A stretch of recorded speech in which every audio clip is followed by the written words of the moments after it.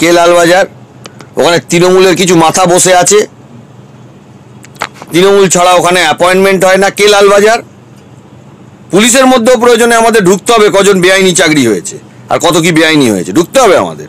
ওখানেও বেআইনি? হ্যাঁ, পুলিশে হয়েছে তো। আপনি জানেন আরজিকর ঘটনার পরে কলকাতা পুলিশের তরফ থেকে বিক্ষোভ হয়েছিল যে আমরা মৌখিক কথায় কাজ করবো না, লিখিত ইনস্ট্রাকশন দিতে হবে। যাবো, ডকুমেন্ট আসছে, আমরা এই নিয়েও মামলায় নামবো। তৃণমূল পুলিশগুলোকে হাঁটাতে হবে। এবার কি তবে শিক্ষকের পর পুলিশের প্যানেলে তদন্ত হতে চলেছে? পুলিশে কি অনেক দুর্নীতি হয়েছে? পার্টি থেকে কি চাকরি পেয়েছে? সত্যি কি তদন্ত হবে? Hi everyone, welcome back to the Bong academy YouTube channel. আমি তোমাদের সৌমেন দা। তো বন্ধুরা, আশা করি প্রত্যেকে তোমরা সেই ভিডিওটা দেখলে। এবার কি তাহলে পুলিশের প্যানেলে তদন্ত হতে চলেছে? শিক্ষকের চাকরি বাতিল গেছে, তোমরা প্রত্যেকে জানো 26,000 চাকরি বাতিল চলে গেছে। তো এরপরেই কিন্তু তোমাদের শোনা যাচ্ছে যে 32,000 প্রাইমারি চাকরি নাকি বাতিল হবে। ঠিক আছে, শিক্ষকের পর যেটা 11, 12, 9, 10 যে শিক্ষক রয়েছে এসএসসি, সেটার পর নাকি এবার 32,000 প্রাইমারি চাকরি বাতিল যেতে চলেছে। তারপরেই নাকি পুলিশের প্যানেলেও তদন্ত হতে চলেছে, পুলিশের প্যানেলেও খতিয়ে দেখা হবে এবং পুলিশের প্যানেলেও নাকি অনেক দুর্নীতি হয়েছে। সত্যি কি দুর্নীতি হয়েছে? সত্যি কি তোমাদের প্যানেল বাতিল হতে পারে? সত্যি কি তোমাদের অনেক দুর্নীতি হয়েছে পুলিশের প্যানেলে? পুরো ভিডিওটা দেখো, সমস্ত কিছু তোমাদেরকে বলছি। চ্যানেলে নতুন হলে অতি অবশ্যই চ্যানেলটাকে সাবস্ক্রাইব করে পাশে থাকা বেল আইকনটাকে প্রেস করে দেবে। যখনই আমি নতুন ভিডিও আপলোড করব তার নোটিফিকেশন সর্বপ্রথম পেতে অতি অবশ্যই চ্যানেলটাকে সাবস্ক্রাইব করে দেবে। তো বন্ধুরা, ফার্স্ট অফ অল, সত্যি কি তোমাদের প্যানেলে তদন্ত হবে এবং প্যানেলে তদন্ত হওয়া কি উচিত? দুর্নীতি হয়েছে? তো আমি মনে করি অবশ্যই হওয়া উচিত। অনেক দুর্নীতি হয়েছে, অনেক। আমি বলছি না, প্রত্যেকটা স্টুডেন্ট যারা অ্যাকচুয়ালি অ্যাসপিরেন্ট রয়েছে, চাকরি প্রার্থী রয়েছে, দুর্নীতির কারণে অনেকেই কিন্তু চাকরি পায়নি। দুর্নীতি করে অনেকেই চাকরি পেয়ে গেছে অলরেডি, ঠিক আছে, জব করছে বর্তমানে। পুলিশের প্যানেলে আমার মনে হয় অবশ্যই তদন্ত করা উচিত, বিশেষ করে যেগুলো জুনিয়র কনস্টেবল নিয়োগ হয়েছে, জুনিয়র কনস্টেবলের প্যানেল তদন্ত করা উচিত। পুলিশের যেগুলো কনস্টেবল রয়েছে সেগুলোতেও তদন্ত করা উচিত। তাহলে দেখবে, আমি তোমাদেরকে বলছি, 100%-এর মধ্যে 60% দেখবে দুর্নীতি করেই চাকরি পেয়েছে। কারণ আমরা নিজ চোখে দেখা যে West Bengal police recruitment board notice প্রকাশিত করে জানিয়েছিল এবং এই জিনিসটা সামনে আসার পর বলতেও হাসি লাগে যে বর্তমানে একজন মানে তোমার চাকরিতে প্রিলি পাস করতে পারেনি, অথচ সে মাঠ পাস করে গেল। কিভাবে? মাঠে কোয়ালিফাই করে গেল, তারপরে তোমার মেন্সে 85-র মধ্যে 82 পেয়ে গেল এবং ফাইনাল মেরিট লিস্টে 100-র মধ্যে সে 94-95 পেয়ে গেল। মানে কিভাবে যে পেলো?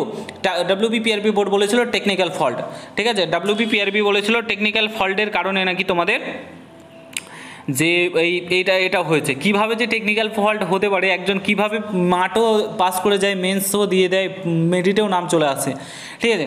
তো বর্তমান সিচুয়েশানটা বুঝতেই পারছো।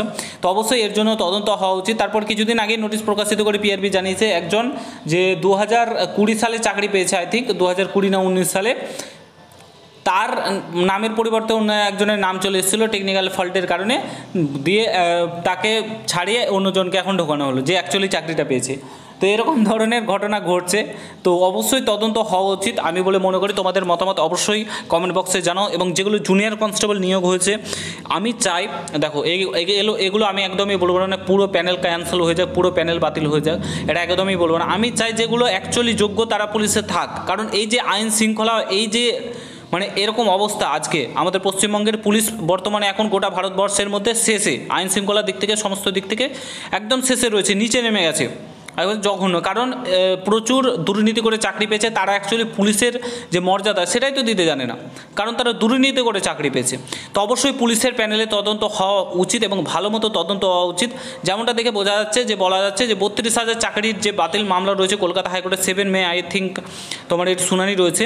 তো কোনো যদি জাজমেন্ট আসে তারপরেই নাকি তোমাদের এবার পুলিশেও নাকি এরকম শোনা যাচ্ছে যে পুলিশের প্যানেলেও তদন্ত হবে এবং পুলিশের ওপরেও কেস হতে পারে প্যানেলগুলোতে, ঠিক আছে। অনেক দুর্নীতি নাকি হয়েছে, অনেক দুর্নীতির সঙ্গে যুক্ত রয়েছে অনেকে।